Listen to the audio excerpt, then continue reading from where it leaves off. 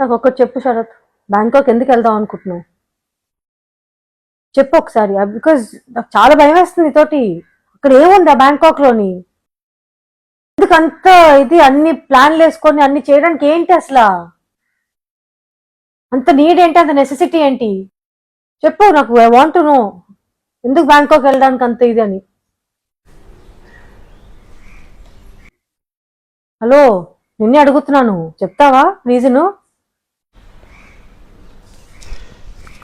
చెప్తే పంపిస్తావా? ఏంటి మమ్మీ ఎవడీడు?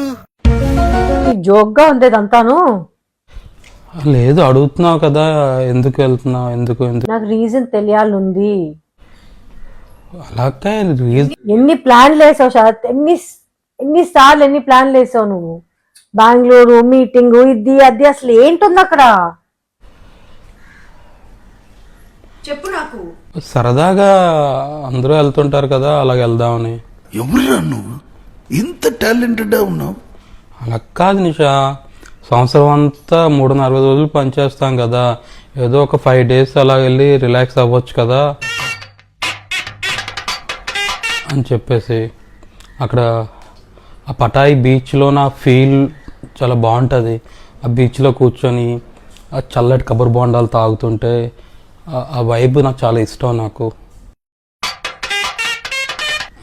నైట్ లైఫ్ కూడా చాలా బాగుంటుంది. రాత్రి 1 గంట 2 వరకు అంతా చాలా కోలాహలంగా ఉంటుంది. ఎక్కడికక్కడ ఫుట్ మసాజెస్ ఉంటాయి. బీచ్లో కూడా ఫుట్ మసాజ్ చేయించుకోవచ్చు. అది అంతే, ఏదో రిలాక్స్ అవుదామని అంతే 5 days పాటు. ఇంకా టెంపుల్స్ అవి కూడా. ప్లీజ్, టెంపుల్స్ ఎందుకు తెస్తావు నువ్వు? నైట్ లైఫ్ మాట్లాడి టెంపుల్స్ మాట్లాడి ఏంటి? Paragliding, sky diving, Thai food చాలా ఇష్టం నిషా నాకు. అది కూడా తినొచ్చు అక్కడికి వెళ్తే. అక్కడ ఎయిర్పోర్ట్లో దిగ్గానే వాళ్ళు నీకు ఒక ఫీల్ వస్తుంది. ఆ ఫీల్ నేను నీకు చెప్పలేకపోతున్నాను. పుట్టింటికి వెళ్ళిన ఫీల్ వస్తుందా? అలా కాదు, ఆ ఫీల్ వేరు.